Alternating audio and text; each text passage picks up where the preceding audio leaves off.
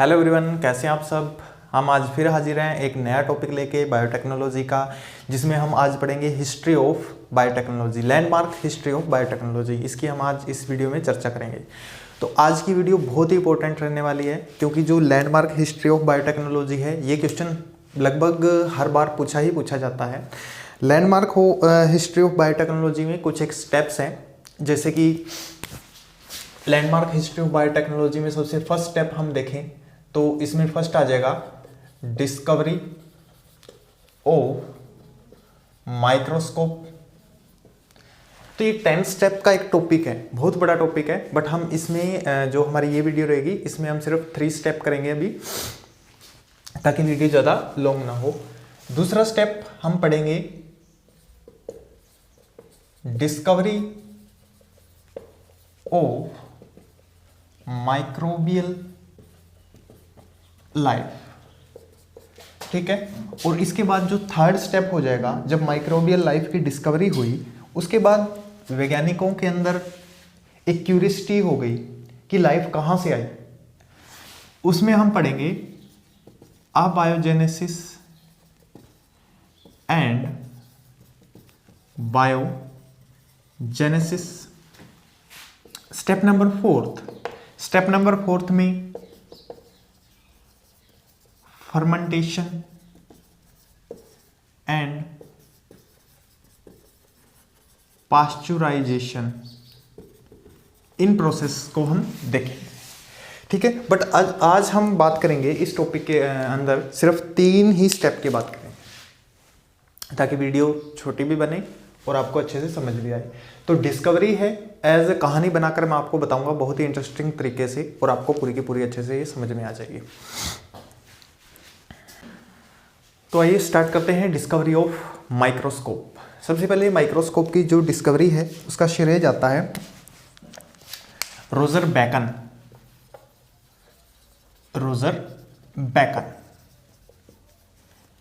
इन्होंने सबसे first lens बनाया था, रोजर बैकन ने 1267 लगभग तब की बात है, ठीक है।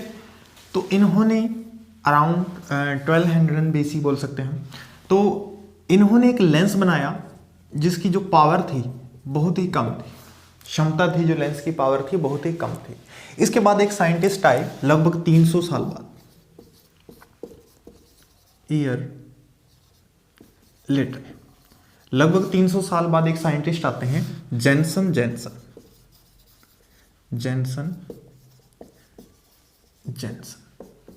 1567 लिख सकते हैं यहाँ पे, ठीक है।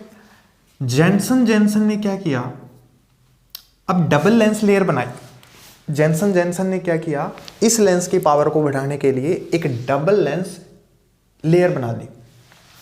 रोजर बैकर ने स्टार्टिंग की, लेंस बनाया, उसके अंदर से ऑर्गेनिज्म को देखा, बट उनको बहुत क्लियरली कुछ भी नहीं दिखाई दिया। अब आए जेनसन, इन्होंने डबल लेयर लेंस बनाया, पर डबल लेयर लेंस के अंदर से भी सब कुछ धुंधला दिखाई दे रहा था, नॉट क्लियरली सीन एनीथिंग, ठीक है, नॉट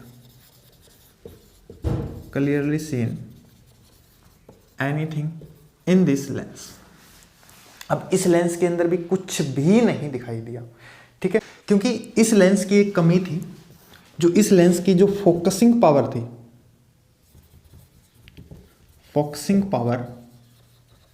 वो बहुत ही लो थी। फोकसिंग पावर के ऊपर काम नहीं किया गया था इस लेंस की, बहुत ही लो फोकसिंग पावर थी। इसके बाद क्या हुआ, धीरे धीरे माइक्रोबियल वर्ल्ड की तरफ हम बढ़ रहे थे, ठीक है, धीरे धीरे हम माइक्रोबियल वर्ल्ड की तरफ भी बढ़ रहे थे। माइक्रोबियल वर्ल्ड था जो मिड ऑफ 70th, अभी आगे बताते हैं। इसके बाद आया गैलीलियो 1610 में। अब गैलीली ने क्या किया, इन्होंने एक माइक्रोस्कोप बनाया, ठीक है, 2 लेंस आपस में रखे और एक अच्छा सा फोकसिंग डिवाइस बनाया। मैं माइक्रोस्कोप इसलिए नहीं लिख रहा क्योंकि उस टाइम पर माइक्रोस्कोप का नाम इन्वेंट नहीं था, माइक्रोस्कोप को माइक्रोस्कोप नहीं बोला जाता था, ठीक है। सिंपली लेंस लेते थे और उनकी फोकसिंग पावर को ऑब्जर्व किया जाता था, बस इतना काम था। तो गैलीलियो गैलीली ने 1610 के अंदर क्या किया, एक फोकसिंग डिवाइस बनाया जो बहुत ही अच्छा फोकसिंग डिवाइस था, और उन्होंने उसको नाम दिया ओसिकल, ठीक है। उस फोकसिंग डिवाइस का नाम दिया उन्होंने ओसिकल। तो यहां से आपको समझ आ गया होगा, रोजर बेकन 1267 में क्या किया, एक लो पावर का जो लेंस था, इसकी पावर इतनी ज्यादा नहीं थी। फिर इसके बाद 300 साल बाद लगभग जेनसन आए 1567 में, उन्होंने डबल लेयर्ड लेंस बनाया, बट वो एग्जैक्ट फोकसिंग नहीं कर रहा था, उसके अंदर से कुछ ज़्यादा हमें देखने को नहीं मिला। उसके बाद 1610 में गैलीलियो गैलीली उन्होंने एक फोकसिंग डिवाइस बनाया जिसका नाम ओसिकल दिया। तो इसकी पावर अच्छी थी, जो फोकसिंग क्षमता थी वो काफ़ी अच्छी थी, जो हेल्पफुल रही माइक्रो ऑर्गेनिज्म को देखने के लिए। तो अब क्या हुआ, लगभग 17th सेंचुरी के मिडल तक, 17th सेंचुरी नीचे दिखाई दे रहा है ना आपको, ठीक है। 17th सेंचुरी के लगभग, mid of 17th century, we entered in microbial world. हम माइक्रोबियल वर्ल्ड में एंट्री कर चुके थे, धीरे धीरे हमने माइक्रोबियल वर्ल्ड के बारे में जानना स्टार्ट कर दिया था। एक न्यू माइक्रोबियल वर्ल्ड की एंट्री हो चुकी थी, हम ऐसा भी बोल सकते हैं, ठीक है। कब, मिड ऑफ 17th सेंचुरी। अब इनके बाद आते हैं रॉबर्ट हुक। अब इनको कौन नहीं जानता, रॉबर्ट हुक को तो सब जानते हैं, डिस्कवरी ऑफ सेल ऐसा नाम लेते हैं, तो उनमें सबसे पहले रॉबर्ट हुक का नाम आता है। तो अब आते हैं रॉबर्ट हुक।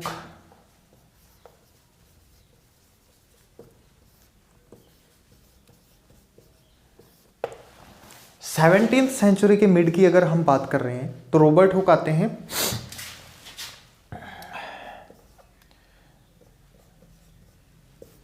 इसके बीच में, ठीक है। 16 टू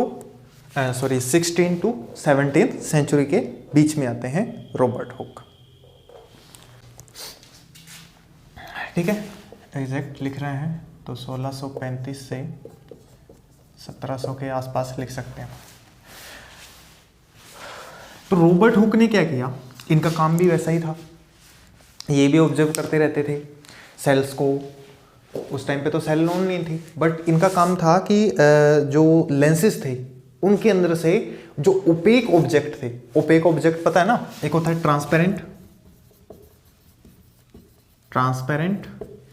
एक होता है ट्रांसलूसेंट और एक होता है ओपेक। ट्रांसपेरेंट ऑब्जेक्ट वो ऑब्जेक्ट होते हैं जिनके आर पार हम देख सकते हैं। फॉर एग्जाम्पल शीशा, जिसके आर पार हम देख सकते हैं। ग्लास, शीशा नहीं ग्लास के आर पार हम देख सकते हैं, ठीक है। उसके बाद आता है ट्रांसलूसेंट, इनके आर पार तो हम देख सकते हैं बट कैसा दिखाई देता है, हमें धुंधला दिखाई देता है। इनके आर पार हम देख तो सकते हैं but we can't see clearly, हम क्लियरली नहीं देख सकते, ठीक है। इनके आर पार हमें कैसा दिखाई देगा, धुंधला। ओपेक ऑब्जेक्ट वो ऑब्जेक्ट होते हैं जिनके आर पार हमें बिल्कुल नहीं दिखाई दे सकता, not seen anything cross the, कोई भी ऑब्जेक्ट है थ्रू द ऑब्जेक्ट, हम कुछ भी नहीं देख सकते। फॉर एग्जाम्पल, इसके एग्जाम्पल में हम बहुत सारे एग्जाम्पल दे सकते हैं, वॉल है, ब्रिक है, पर्दा है, ठीक है, वगैरह वगैरह, एक पेन है, तो उसके आर पार हम नहीं देख सकते। अब इनके आर पार हम नहीं देख सकते, तो इनको ऑब्जर्व कर रहे थे Robert Hooke through a microscope. इन्होंने एक बढ़िया माइक्रोस्कोप बनाया अपना, रॉबर्ट हुक ने। इन्होंने क्या किया, दो लेंस लिए और दोनों लेंस को एक दूसरे के साथ ऐसे रखा, उनकी फोकसिंग पावर अच्छे तरीके से एडजस्ट हो गई, और उस टाइम का ये जाना माना कंपाउंड माइक्रोस्कोप बन गया। कंपाउंड माइक्रोस्कोप, बट उस टाइम पे ये नाम किसी को नहीं पता थे। हम बहुत पीछे की बात कर रहे हैं, उस टाइम पे माइक्रोस्कोप की एंट्री नहीं हुई थी अभी तक। धीरे धीरे माइक्रोस्कोप एंटर हो रहा है, ठीक है। ये सोचो कि धीरे धीरे इन्वेंट हो रही है कोई चीज़, अभी उस चीज़ का नाम नहीं पता। जैसे कोई बच्चा पैदा हुआ है ना, उसका नाम नहीं पता होता, उसका नाम हम रखते हैं, ठीक है। ऐसे ही कंपाउंड माइक्रोस्कोप पैदा हुआ, उस टाइम पे उसका नाम नहीं पता था, बाद में उसका नाम रखा गया है। धीरे धीरे एंट्री हुई कंपाउंड माइक्रोस्कोप की। जो कंपाउंड माइक्रोस्कोप इन्होंने बनाया, सबसे पहले इन्होंने छोटे छोटे बैक्टीरिया देखे, लिटिल या वेरी स्मॉल बैक्टीरिया को ऑब्जर्व किया। अब ये माइक्रोस्कोप भाई इतना पावरफुल था कि बैक्टीरिया को ऑब्जर्व कर रहे थे, बट इसके अंदर एक कमी थी, उन बैक्टीरिया को क्लियरली नहीं देख पा रहे थे, ठीक है। उन बैक्टीरिया को या उन स्मॉल ऑर्गेनिज्म को, उस माइक्रोब्स को ढंग से हम क्लियरली नहीं देख पा रहे थे। बस इतनी इसकी जो फोकसिंग पावर थी कम थी, बट हम उनको देख सकते थे, उनकी मूवमेंट को फील कर सकते थे, ऐसा माइक्रोस्कोप था। बट अब इसके अंदर से इन्होंने जैसे ही ओपेक ऑब्जेक्ट देखे, तो हमें पता है 1665 में हमें सेल की डिस्कवरी देखने को मिली। सेल की डिस्कवरी देखने को मिली। अब धीरे धीरे हम माइक्रोबियल वर्ल्ड के अंदर एंटर कर चुके थे, ठीक है। जैसे ही हमें रॉबर्ट हुक ने बताया, तो इन्होंने एक चीज नहीं, बहुत सारे ओपेक ऑब्जेक्ट देखे थे, और उसकी इन्होंने जो बात की है वो की है माइक्रोग्राफिया में। माइक्रोग्राफिया किसने लिखी है? रॉबर्ट हुक ने लिखी है। उसकी बात कहाँ पे की है इन्होंने? माइक्रोग्राफिया के अंदर, जो रॉबर्ट हुक द्वारा लिखित एक पुस्तक है। तो धीरे धीरे हम जैसे ही माइक्रोबियल वर्ल्ड की तरफ बढ़ रहे थे, तो वैसे ही हमें छोटे छोटे माइक्रोब्स का ज्ञान होता जा रहा था। अब चलते हैं हम डिस्कवरी ऑफ माइक्रोबियल वर्ल्ड। तो यहां तक एंट्री हो चुकी है हमारी माइक्रोस्कोप की। अब जैसे ही माइक्रोस्कोप की एंट्री हो गई, सोचो सबसे पहले फर्स्ट लाइन ये थी कि can you imagine a world without microscope?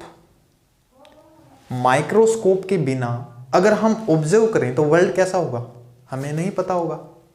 Small जो माइक्रोब्स हैं उनके बारे में हमें बिल्कुल भी नहीं पता होगा, पर जो स्मॉल माइक्रोब्स की एंट्री हुई वो हुई डिस्कवरी ऑफ माइक्रोस्कोप के साथ। अब डिस्कवरी ऑफ माइक्रोस्कोप हो चुका, तो हम एंटर करते हैं हमारा दूसरा जो लैंडमार्क है, डिस्कवरी ऑफ माइक्रो ऑर्गेनिज्म। तो स्टार्ट करते हैं हम दूसरा लैंडमार्क, डिस्कवरी ऑफ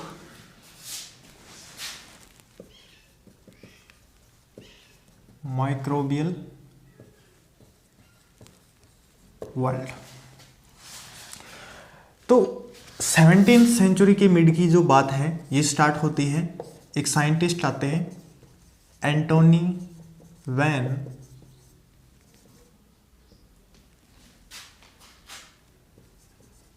लियन हुक।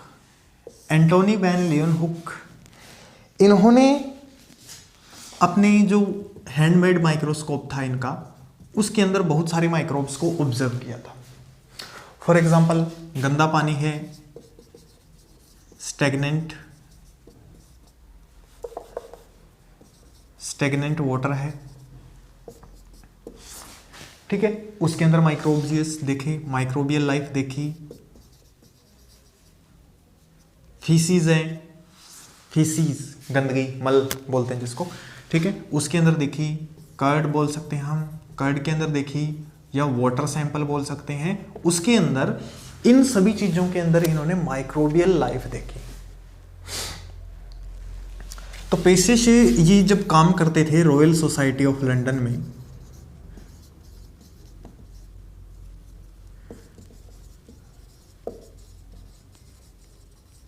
जब ये काम करते थे रॉयल सोसाइटी ऑफ लंदन में, इनका काम क्या था? फैब्रिक को ऑब्जर्व करना। ये एक टेलर बोल सकते हैं हम। Observe fabrics. और इसके साथ साथ एक और ये खतरनाक काम करते थे, वाइन टेस्टर भी थे। ठीक है, वाइन टेस्टर भी थे, वाइन को टेस्ट करते थे। तो ये दो काम करते थे यहाँ पे रॉयल सोसाइटी ऑफ लंदन में।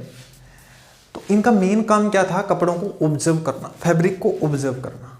इनके पास एक लेंस होता था, उस लेंस के थ्रू ये फैब्रिक को ऑब्जर्व करते थे और उसको ऑब्जर्व कर करके इन्होंने लगभग 200 पन्नियां लिख रखी थी, 200 पत्रिकाएं लिख रखी थी कि किसके अंदर उसको कैसा महसूस हुआ, या वाइन के अंदर या माइक्रोब्स के बारे में जो भी था, इन्होंने अपना रिकॉर्ड 200 पन्नों में तैयार कर रखा था। तो इन्होंने सबसे पहले जब माइक्रोब्स को देखा रॉयल सोसाइटी ऑफ लंदन में, सबसे पहले जब माइक्रोब्स को इन्होंने ऑब्जर्व किया तो इन्होंने उनको नाम दे दिया डायकेरियन, या फिर इन्होंने बोल दिया कि एनिमलक्यूल वीवा वाइवा। ठीक है, तो इन्होंने ये नाम दिया। But royal society of London जो थी, उनके जो मेंबर थे, उन्होंने उनको एक इंग्लिश नाम दिया जिसका नाम था एनिमल क्यूल, एनिमल क्यूल, ये नाम दिया। और बाद में उस रॉयल सोसाइटी ने जो लियोन हुक है उनको अपना मेंबर भी बना लिया, उनको अपना मेंबर बना लिया। इतनी जो डिस्कवरी थी ये की एंटोनी वॉन लियोन हुक। अब आगे आए एक साइंटिस्ट, आगे आए साइंटिस्ट म्यूलर, लगभग 1788 की बात है ये, नीचे दिखाई दे रहा है ना, ठीक है। तो म्यूलर ने इनकी जो ऑब्जर्वेशन थी माइक्रोब्स की, उसकी भी क्लासिफिकेशन दे दी, क्लासिफिकेशन दे दी। इन्होंने कहा कि भैया अगर तुम्हें इस तरीके के कुछ बैक्टीरिया दिख रहे हैं या माइक्रो ऑर्गेनिज्म दिख रहे हैं, ये हैं मोनास, उनको मोनास बोल दिया। और कुछ कोमा शेप के अगर तुम्हें दिखाई दे रहे हैं तो उनका नाम इन्होंने बता दिया कि उनको विब्रियो बोल दिया, माइक्रो ऑर्गेनिज्म को। एक को इन्होंने मोनास बोल दिया, एक को इन्होंने विब्रियो बोल दिया। ये क्लासिफिकेशन इन्होंने दे दी। इसके बाद आते हैं एरहनबर्ग। अभी तक इंपॉर्टेंस नहीं दी गई। जो लियोन हुक ने जो काम किया बहुत ही इंपॉर्टेंट काम था, बट उसको बिल्कुल भी इंपॉर्टेंस नहीं दी गई। अब एरहनबर्ग ने क्या किया, 1829 में इन्होंने उस एनिमल क्यूल को, जो उस टाइम पे रॉयल सोसाइटी ऑफ लंदन में लियोन हुक के सामने या लियोन हुक के द्वारा जो नाम दिया गया था माइक्रोब्स को, एनिमल क्यूल, ठीक है। तो इन्होंने इनको एक नया जीनस दे दिया जिसको बोला गया बैक्टीरियम। ये जीनस इन्होंने दिया। पहले लियोन हुक का जो कार्य था उसको एक्सेप्ट नहीं किया गया। उनकी लियोन हुक की जो इंपॉर्टेंस थी वो सभी साइंटिस्ट को जाके समझ आई 200 साल बाद। जो उनके एक्सपेरिमेंट थे उस टाइम के, वो 200 साल बाद समझ में आए और बाद में उनको एक्सेप्ट किया गया। तो ये थी डिस्कवरी ऑफ माइक्रोबियल वर्ल्ड। तो यहां से माइक्रोबियल वर्ल्ड की डिस्कवरी हुई। अब जब माइक्रोबियल वर्ल्ड की डिस्कवरी हुई तो साइंटिस्ट के मन में एक बात और आ गई कि जो ये लिविंग बीइंग है, ये इनका ओरिजिन कैसे हुआ, मीन लाइफ स्टार्ट कैसे हुई। तो उस टाइम पे उन्होंने धड़ाधड़ अपने एक्सपेरिमेंट करने स्टार्ट कर दिए। अब थ्योरी ऑफ चलेगी बायोजेनेसिस वर्सेस एबायोजेनेसिस, इसकी बात करते हैं हम। तो थर्ड लैंडमार्क है हमारा बायोजेनेसिस वर्सेस एबायोजेनेसिस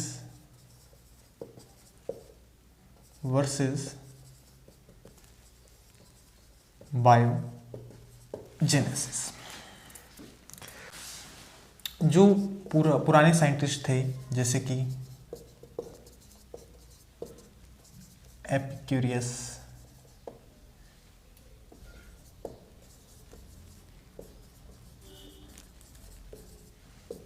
ठीक है, ये पुराने साइंटिस्ट थे, लगभग 500 BC हो गया।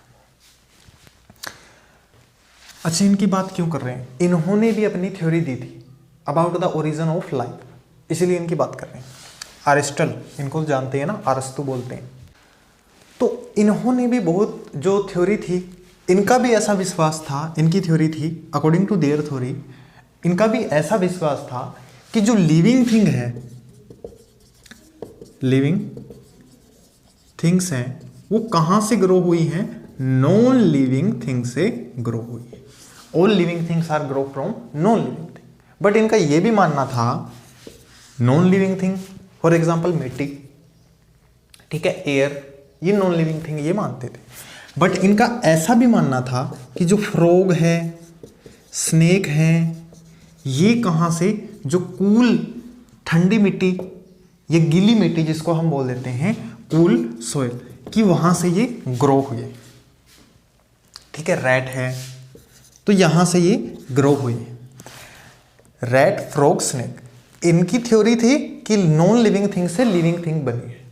ठीक है, ध्यान देना, बहुत इंपॉर्टेंट चीज है। और इसके ऊपर बाद में एक्सपेरिमेंट भी हुए, जिनको हम बोलते हैं ना पागलपंथी, वो चीज हुई। ठीक है, आज वो आपको मजाक लगेगा, बट उस टाइम का सबसे बड़ा एक्सपेरिमेंट था। तो रैट, फ्रॉग, स्नेक जो कूल सोयल से पैदा होते हैं। और इनका ये भी मानना था कि जो मैगोट है, मक्खी जब अंडे देती है तो उसको मैगोट बोलते हैं, वो कहां से पैदा होते हैं? वो डिकेइंग कॉर्प्स, मतलब घास फूस, गले सड़े पदार्थों से मैगोट ग्रो होते। तो उस टाइम की ये थ्योरी थी। अब इस थ्योरी का प्रूव करने के लिए एक साइंटिस्ट ने इस पे काम करना स्टार्ट किया। तो इनकी थ्योरी का अभी तक कोई जवाब नहीं था। अब लगभग 2000 साल बाद, आफ्टर, इधर लिख दो साइड में, दिखाई दे रहा है ना? आज मेरे को बार बार ये लग रहा है कि आपको दिखाई नहीं दे रहा होगा। आफ्टर 2000 ईयर लेटर एक साइंटिस्ट आते हैं, वैन हेमलेट। ठीक है, एक साइंटिस्ट आते हैं वैन हेमलेट।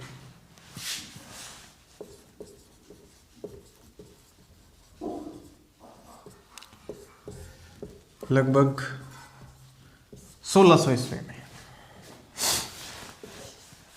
अब ये क्या करते हैं, ये इनकी थ्योरी के हिसाब से सोचते हैं कि चलो भैया चूहा पैदा करके देखते हैं, अब कैसे होगा। तो इन्होंने क्या किया, कुछ कूल सोइल ली, ठीक है, उसके ऊपर कुछ ग्रेन बिछा दिए। कूल सोइल ली, उसके ऊपर कुछ ग्रेन्स बिछा दिए, दाने, ठीक है, और उन ग्रेन्स के ऊपर, ग्रेन्स की यूं लाइनें होती है ना, यूं लाइनें बना दी, और उन ग्रेन्स के ऊपर चीज।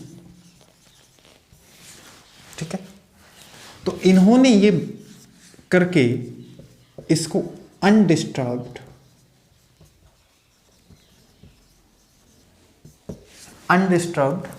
छोड़ दिया। ये काम करके इन्होंने अनडिस्टर्ब छोड़ दिया। तो यहां पे 1 or 2 days after we can say that इन्होंने ऑब्जर्व किया, तो इनको रैट की ऑब्जर्वेशन महसूस हुई। ऑब्जर्वेशन कैसे? वहां पे इनको चूहा घूमता हुआ दिखा। तो ये चीज आप यही सोच रहे होंगे कि ये चीजें हम चूहा पकड़ने के लिए यूज करते हैं, बट उस टाइम पे उनको जो चूहे की ऑब्जर्वेशन करनी थी, ये एक थ्योरी थी इनके अकॉर्डिंग, वैन हेमलेट। तो इन्होंने कहा कि भैया ठीक है, नॉन लिविंग थिंग से ही लिविंग थिंग का जन्म हुआ है। तो यहां तक ये बात होकर रुक गई। अभी डिस्कशन चल ही रहा है। अब आगे एक साइंटिस्ट और आते हैं।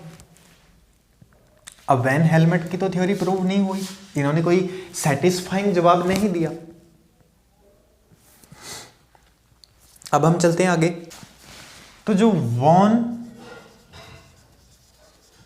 हेमलेट थे वो अपना काम करके चले गए। उन्होंने माइस को पैदा किया और पैदा करके निकल ली। अब थ्योरी पे डिबेट स्टार्ट हो गई। आते आते 19th सेंचुरी आ चुकी थी। हुआ क्या, धीरे धीरे 19th सेंचुरी आ चुकी थी और इस दौरान जो माइक्रोस्कोप थे उसके अंदर भी इंप्रूवमेंट दिखाई गई। अब माइक्रोस्कोप में जब इंप्रूवमेंट दिखी तो न्यू साइंटिस्ट थे एक फ्रांसिस्को रेडी, वो आए। उन्होंने आके जो बायोजेनेसिस की थ्योरी है उसके ऊपर काम स्टार्ट कर दिया।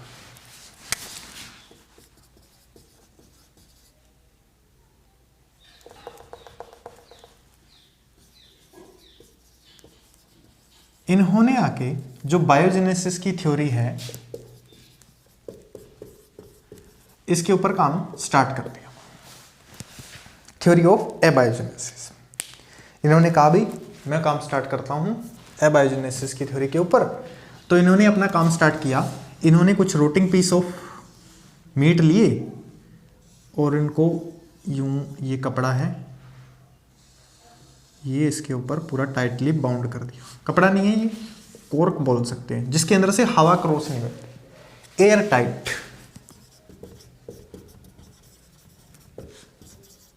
कॉर्क। और यहाँ पे मीट के कुछ पीसीस थे, रोटिंग पीसीस, ये लेके आए थे। और एक दूसरा जार था, उसके अंदर इन्होंने मीट के वही पीसीस रखे और इसको ओपन छोड़ दिया। ऊपर से कैसा, बिल्कुल ओपन छोड़ दिया।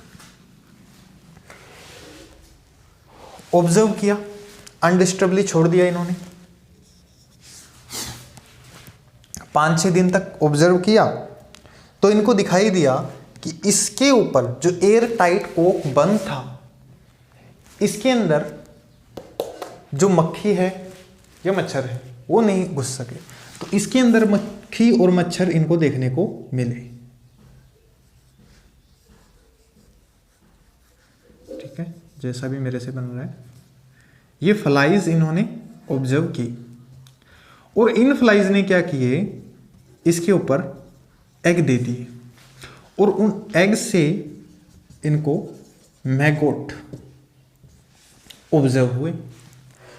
तो इन्होंने अपनी थ्योरी जाके बताई, भी ऐसा ऐसा हुआ, मैंने एक को बंद रखा और एक को ओपन रखा तो मेरे को इसके अंदर लाइफ देखने को मिली, छोटे माइक्रो ऑर्गेनिज्म इसके अंदर देखने को मिले, क्योंकि ये मैंने ओपन छोड़ा था और ये मैंने क्लोज किया था। अब जो थ्योरी ऑफ एबायोजेनेसिस को सपोर्ट करने वाले लोग थे, उन्होंने कहा ये थ्योरी इतना कह के खारिज कर दी, इनकी थ्योरी को एक्सेप्ट नहीं किया। हालांकि फ्रांसिस्को रेडी ने इतना बड़ा काम किया तो उसको एक्सेप्ट नहीं किया, बट उन्होंने थ्योरी को ये कह के खारिज कर दिया कि भैया आपने जो एयर टाइट कॉर्क लगा रखी थी। अब देखा जाए, उन्होंने कहा कि air is a vital role in life, air का रोल है वाइटल लाइफ के अंदर, बट आपने तो उसकी एयर को रोक के रखा है। अब आपको इसके अंदर लाइफ इसलिए नहीं दिखी क्योंकि इसके अंदर एयर नहीं घुस सकी। तो उन्होंने ये कारण बता दिया कि आपका ये कारण है अब्सेंस ऑफ एयर। जो थ्योरी ऑफ एबायोजेनेसिस के सपोर्टर थे, उन्होंने कहा कि इसके अंदर एयर नहीं घुस सकी, इसलिए आपकी ये थ्योरी को हम एक्सेप्ट नहीं कर सके, क्योंकि आपकी थ्योरी के अनुसार इसके अंदर अगर एयर जाती तो लाइफ आ सकती थी, क्योंकि एयर क्या है, लाइफ प्रोड्यूसिंग एक सोर्स है, नॉन लिविंग थिंग है। उस टाइम पे एयर को बहुत इंपॉर्टेंस दी जाती थी फॉर द लाइफ के लिए। तो फ्रांसिस्को रेडी का ये मॉडल यहाँ पे क्या हो गया, फेल। इन्होंने फिर भी हार नहीं मानी। इन्होंने कहा कि भैया दोबारा करते हैं एक्सपेरिमेंट। अब इन्होंने क्या किया, इस एक्सपेरिमेंट को दोबारा करने के लिए फिर से वही शुरुआत। अब इन्होंने इसके ऊपर एक कपड़ा बांध दिया यूं, और कपड़ा कैसा था, जिसके अंदर से एयर क्रॉस कर सके। अब इसके अंदर से एयर क्रॉस कर रही थी।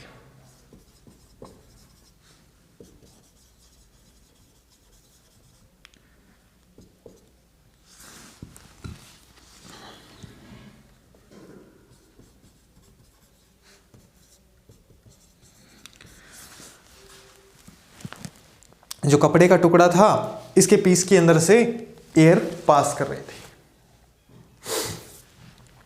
अब इन्होंने फिर वही ऑब्जर्व किया, इसको खुला छोड़ दिया, सेम कहानी फिर हुई।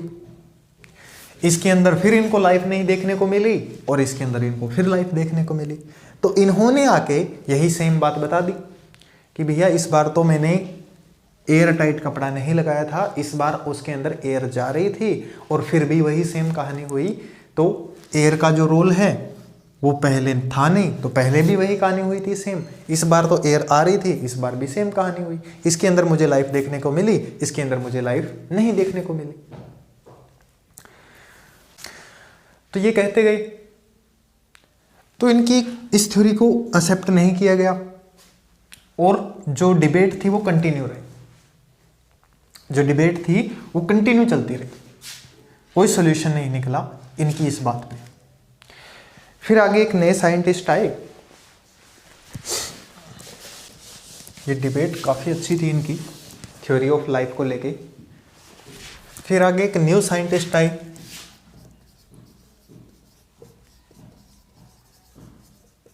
जॉन निदान।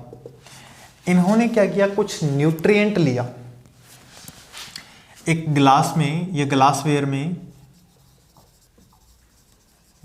में न्यूट्रिएंट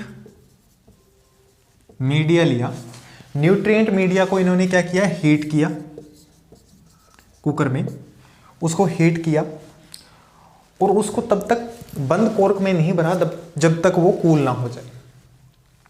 उसको तब तक बंद कॉर्क में नहीं भरा जब तक वो कूल ना हो जाए। जैसे कूल हुआ, कूल तक उसको ओपन छोड़ दिया गया और बाद में जैसे ही वो कूल हुआ उसको बंद कॉर्क करके टेस्ट ट्यूब के अंदर भर दिया। ठीक है, टेस्ट करने के लिए टेस्ट ट्यूब के अंदर भर दिया। तो इन्होंने देखा जो छोटे छोटे माइक्रोब्स थे वो इन्होंने ऑब्जर्व किए, ऑब्जर्वेशन हुई। छोटे छोटे माइक्रोब्स को इन्होंने देखा, किन्होंने, जॉन निदान ने। अब जो छोटे छोटे माइक्रोब्स इनको दिखे, इन्होंने कहा कि मैंने तो मीडिया को गर्म किया था। गर्म किया मतलब स्टेरिलाइज किया। ठीक है, इनके अकॉर्डिंग उस टाइम की बात कर रहे हैं। गर्म किया तो गर्म करने से जो माइक्रोब्स थे वो तो किल हो जाते हैं, बट इसके अंदर मेरे को फिर दिखाई दिए कि कोई भी न्यूट्रिएंट मीडिया है वो माइक्रोब्स को क्या करता है, जर्मिनेट, मतलब वहां से माइक्रोब्स पैदा हो रहे थे। इनके अकॉर्डिंग इन्होंने अपनी नई थ्योरी दे दी। इन्होंने कहा कि मैंने मीडिया को गर्म किया था, गर्म करने पे जो माइक्रोब्स थे वो किल हो जाते हैं। ठीक है, और जैसे ही मैंने कूल किया उसके अंदर मेरे को स्पोर्स देखने को मिले। कूल करने पे इनको क्या, वहां पे छोटे छोटे स्पोर्स देखने को मिले। अब इन्होंने अपनी थ्योरी बताई।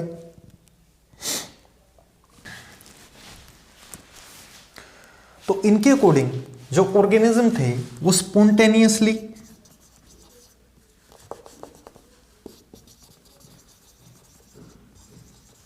born from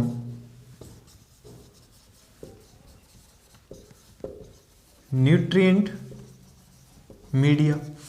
इनके अनुसार तो ये हुआ कि जो भी ऑर्गेनिज्म है वो न्यूट्रिएंट मीडिया से बोर्न हो रहे हैं, कि जो भी न्यूट्रिएंट है वो जो भी ऑर्गेनिज्म है वो न्यूट्रिएंट मीडिया से ही बोर्न होगा। बट हमें पता था, आज हमें पता है कि ये किसके कारण हुआ, इनसुफिशिएंट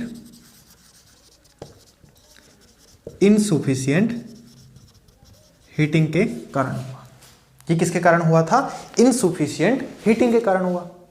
और इसका उत्तर दिया है इनको आके एक स्प्लेंजी साइंटिस्ट आएंगे नेक्स्ट, स्प्लेंजी। ठीक है, इनके बाद आए एक साइंटिस्ट लजारो स्प्लांजी। अब लजारो स्प्लांजी ने इस डिबेट के अंदर जॉन नीदाम के सॉल्यूशन को बोला कि भैया आपका सॉल्यूशन जब आप हीट से कूल कर रहे थे उस टाइम पे जो आपका सॉल्यूशन था वो ओपन था, और ओपन सॉल्यूशन के अंदर एयर की फोर्स के कारण माइक्रोब्स इंटर हो गए, जिसके कारण वो आपको जर्मिनेशन देखने को मिला,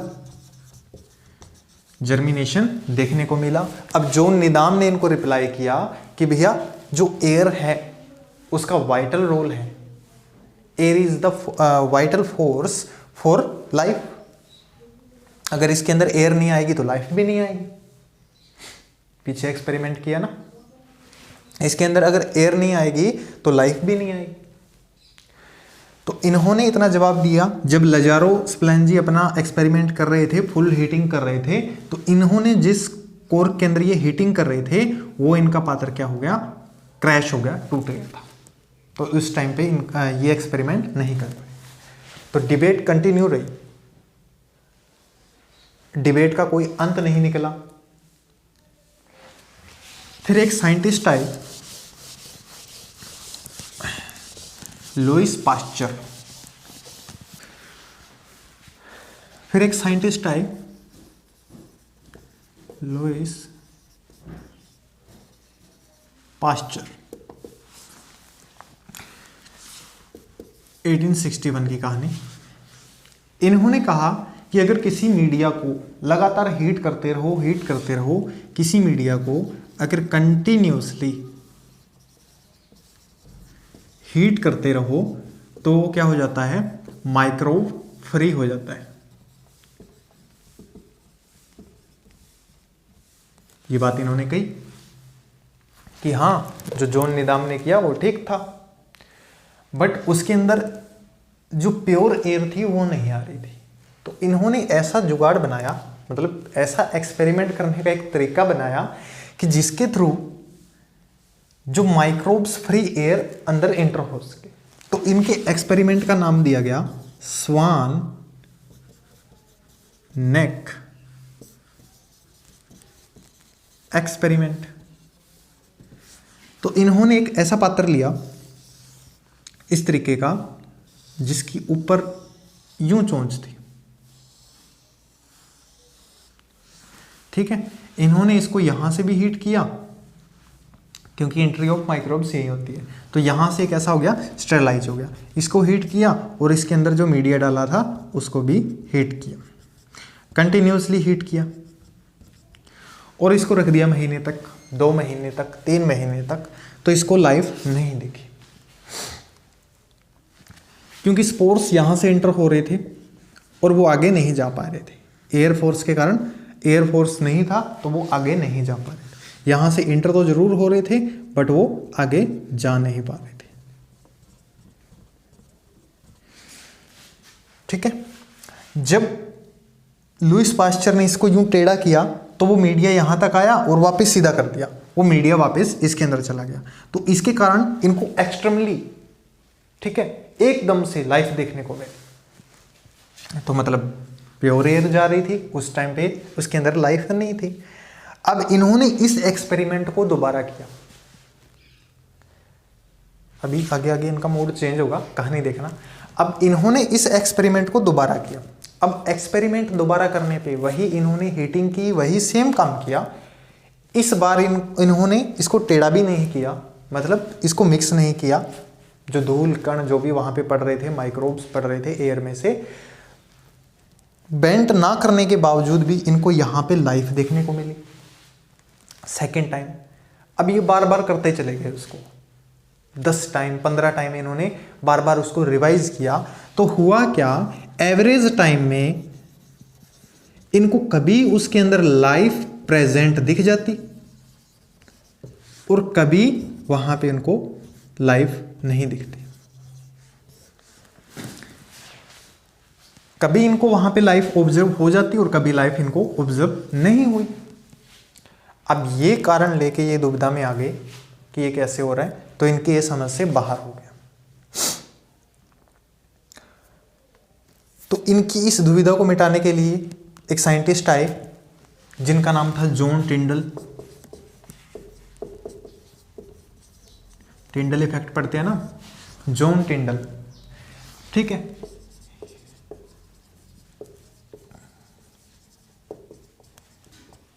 इंग्लिश फिजिस्ट थे,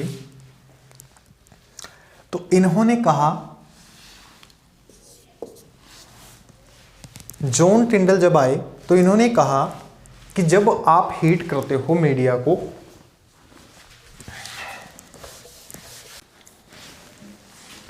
तो इन्होंने कहा कि जब हम मीडिया को हीट करते हैं तो मीडिया के अंदर माइक्रोब्स जो प्रेजेंट होते हैं उनकी एक फॉर्म नहीं होती, 2 टाइप की फॉर्म होती है। जो माइक्रोब्स प्रेजेंट होते हैं वो 2 टाइप के होते हैं। एक तो होते हैं हीट लायबल, जिनको हम थर्मोलायबल बैक्टीरिया बोलते हैं, और एक होते हैं हीट रेजिस्टेंस। ठीक है, एक होते हैं हीट लायबल और एक होते हैं हीट रेजिस्टेंस। अब इन्होंने जब इतनी बात कह दी, पूरी की पूरी डिबेट का एंड हो गया। यहां से समझ आ गया कि जो हीट लायबल बैक्टीरिया थे वो तो एक बार हीट करने के बाद किल हो जाते थे, बट हीट रेजिस्टेंस बैक्टीरिया जो थे, जिनको हम क्या बोल रहे थे, एंडोस्पोर, जिनको हम क्या बोल रहे थे, एंडोस्पोर्स बोल रहे थे। ठीक है, लजारो ने एक्सपेरिमेंट किया, यस्प्लांजी ने एक्सपेरिमेंट किया, या इससे पहले जिन्होंने एक्सपेरिमेंट किया वो हीट करने के बाद जब देख रहे थे तो उनके जो एक्सपेरिमेंट के अंदर, उनके जो मीडिया के अंदर एंडोस्पोर्स किल नहीं हो रहे थे, पूरी तरीके से एंडोस्पोर्स किल नहीं हो रहे थे। निदाम के एक्सपेरिमेंट में भी ऐसा हुआ। ठीक है, और ऐसा ही केस लुईस पास्चर के एक्सपेरिमेंट में हुआ, जो लेटर टिंडल ने एक्सपेरिमेंट किया। एक्सप्लेन कर दिया इन्होंने कि भैया ऐसा है, ये तो मर जाते हैं, ये नहीं मरते, और जो नहीं मरते वो दोबारा से जर्मिनेट हो जाते हैं। जब आपका मीडिया कूल हुआ वो दोबारा से जर्मिनेट कर गए और दोबारा ग्रो होने लगते हैं, ऐसा हुआ। तो इस चीज का सॉल्यूशन दिया टिंडल ने। इन्होंने कहा कि अगर हम मीडिया को डिसकंटिन्यूसली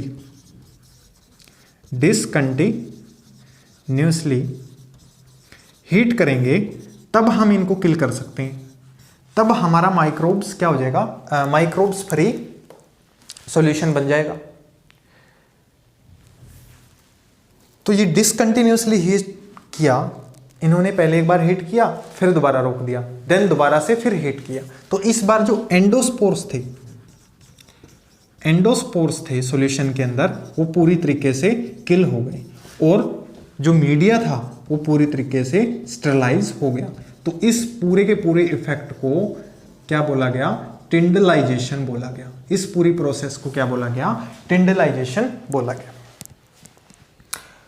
ठीक है, यहां पे डिबेट का एंड हो गया, और यहां पे हमें पता लग गया थ्योरी ऑफ बायोजेनेसिस एंड एबायोजेनेसिस।